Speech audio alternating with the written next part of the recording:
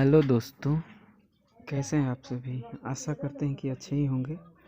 जैसे कि आप सभी को पता है कि यूपी बोर्ड 2023 का टाइम टेबल डाल दिया गया है। मनोनीत टाइम टेबल संभवतः 16 फरवरी से होने वाला है। तो हम आपके लिए लेकर आए हैं मॉडल पेपर। अगर चैनल पर आप लोग नए हो तो चैनल को सब्सक्राइब करके रखना, क्योंकि हम लोग हर बार की तरह इस बार भी हाई स्कूल और इंटर का तैयारी कराएंगे। मॉडल पेपर प्रश्न पत्र सन 2022-23 कक्षा 10 विषय हिंदी खंड अ। इसमें कुल आपको 3 घंटे 15 मिनट मिलेंगे, जिसमें 15 मिनट आपको प्रारंभ के प्रश्न पत्र को पढ़ने के लिए होता है। तो इस प्रश्न पत्र को खूब आराम से पढ़िए और उसके बाद ही इन प्रश्नों का उत्तर दीजिए। ठीक है, चलिए कुछ निर्देश दे देते हैं, जैसे आप लोगों को बता देते हैं कैसे आएगा प्रश्न।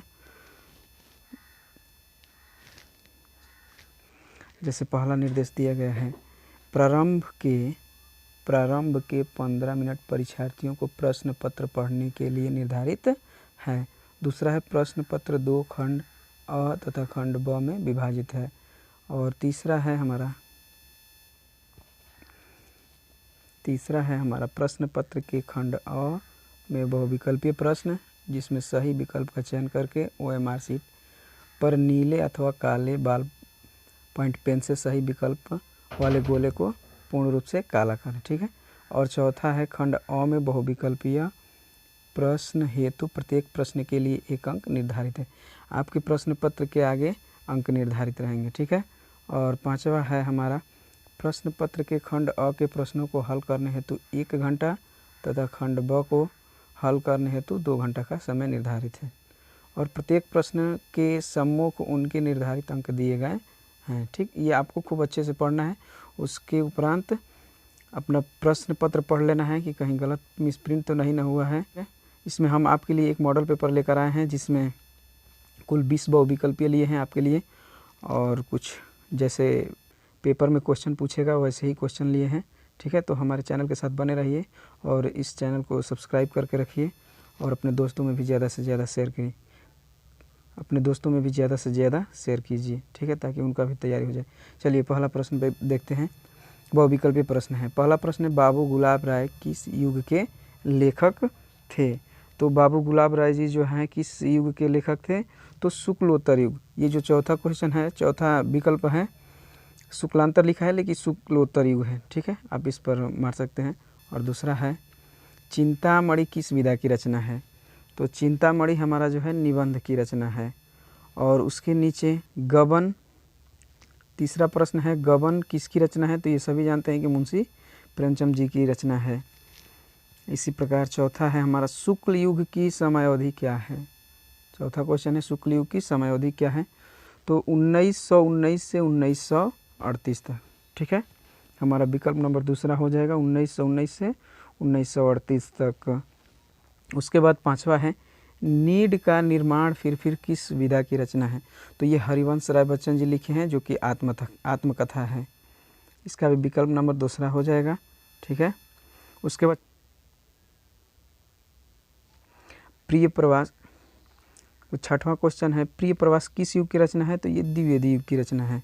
ठीक है। और सातवां क्वेश्चन जो है हमारा, मधुशाला किसकी रचना है। तो मधुशाला जो है हरिवंश राय बच्चन जी की रचना है। ठीक है। इसी प्रकार आठवां भारत भारती किसकी रचना है। तो ये भारत भारती रचना जो है मैथिली शरण गुप्त जी की है। ठीक। और नौवां क्वेश्चन, आधुनिक काल कब से कब तक है। तो ये 1843 से अब तक है।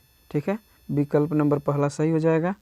उसके बाद 10वां देखेंगे, मोतीराम किस युग के कवि थे। हमारा 10वां जो है, मोतीराम किस युग के कवि थे। तो ये आधुनिक काल के कवि थे।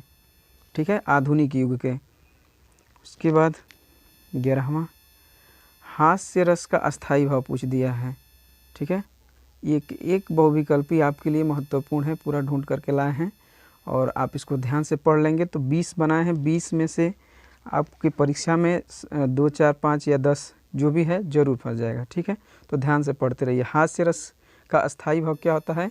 तो हास होता है। विकल्प नंबर तीसरा सही। और 12वां क्वेश्चन है सोहत ओढ़े पीत पट श्याम सलोने गात मानो नील मणि शैल पर आतप पर्यो प्रकाश। उपयुक्त पंक्तियों में कौन सा अलंकार है?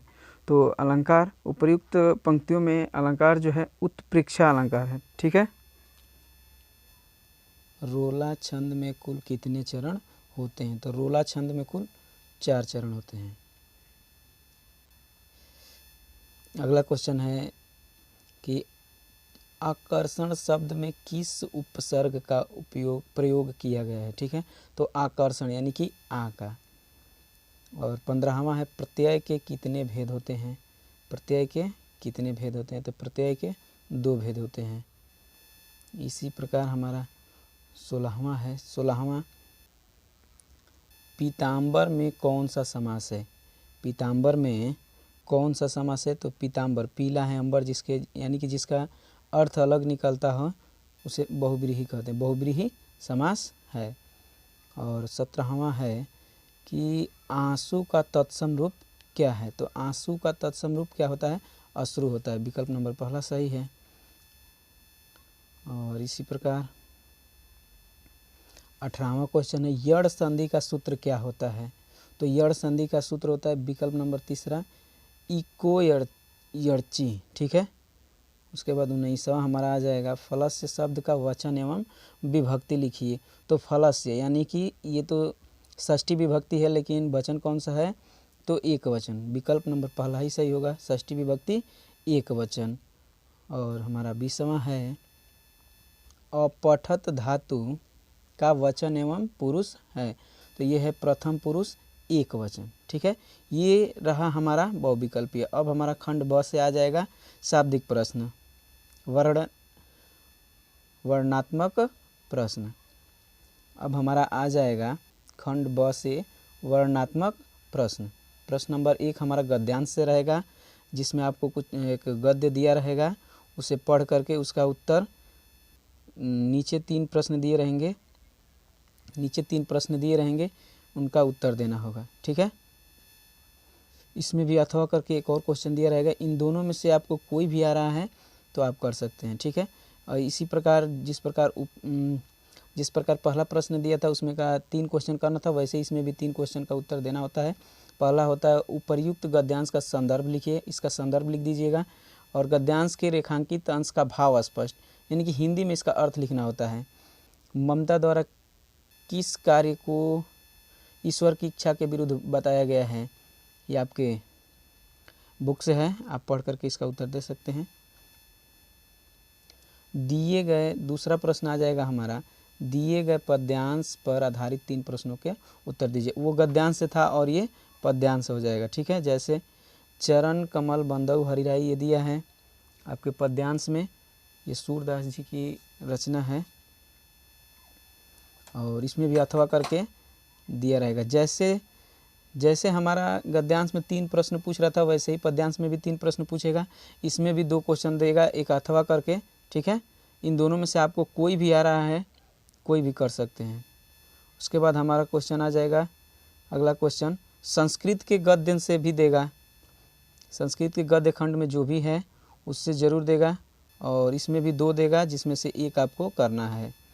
और उसके बाद अगला क्वेश्चन दिए गए संस्कृत पद्यांश में किसी एक का संदर्भ सहित हिंदी में अनुवाद लिखिए। एक गद्य से इसमें भी देगा और एक पद्य से देगा। आपको जिसका भी इन दोनों में से अर्थ आ रहा है आप लिख सकते हैं। ठीक है। उसके बाद 5वां अपने पठित खंड काव्य के आधार पर निम्नलिखित में से किसी एक का उत्तर दीजिए। ठीक, तो आप जिस भी खंड काव्य से पढ़े हैं उससे आप लिख सकते हैं। मुक्तिदूत खंड काव्य के आधार पर गांधी जी का परिचय, या फिर जो भी खंड पढ़े हैं क ख ग जितना भी दिया है इसमें से आप जो भी पढ़े हैं उसको लिखना होगा आपको। उसके बाद अगला क्वेश्चन हमारा आ जाएगा दिए गए लेखकों में से किसी एक का जीवन परिचय, उनकी एक प्रमुख रचना का उल्लेख कीजिए।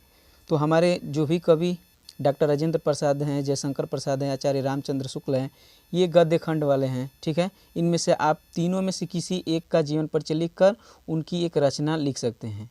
ठीक है, और इसके लिए आपको 5 नंबर मिलेगा। और छठवां प्रश्न है, दिए गए कवियों में से किसी एक का जीवन परिचय देते हुए अपनी एक प्रमुख रचना का उल्लेख कीजिए। ठीक है, यहाँ अपनी नहीं उनकी, ठीक है, उनकी रहेगा। तो गोस्वामी तुलसीदास, सुमित्रानंदन पंत, महाकवि सूरदास, इन तीनों में से आपको जिनका भी याद है आप लिख सकते हैं और उनकी एक रचना लिखना पड़ेगा। ठीक है, उसके बाद 7वां क्वेश्चन, अपनी पाठ्य पुस्तक में से कंठस्थ कोई एक श्लोक लिखिए जो इस प्रश्न पत्र में न आया हो। यानी कि संस्कृत से हमें एक श्लोक लिखना है, वो 4 लाइन का हो या फिर 6 लाइन का हो, जितनी लाइन का भी हो आपको लिखना होगा। उसके बाद प्रश्न नंबर 8वां जो है, निम्नलिखित में से किन्हीं 2 प्रश्नों के उत्तर संस्कृत में दीजिए। ठीक है, ये कुल 4 प्रश्न दिया रहेगा जिसमें से आपको किन्हीं 2 का ही उत्तर देना होगा। उसके बाद प्रश्न नंबर 9वां, निम्नलिखित में से किसी एक विषय पर निबंध लिखिए। पर्यावरण संरक्षण के उपाय, आतंकवाद कारण एवं निवारण, जनसंख्या लाभ हानि, नारी सशक्तिकरण। आपको चारों में से किसी एक को तैयार करना होगा और इन चारों में से एक तैयार कर लेते हैं तो आप लिख देंगे।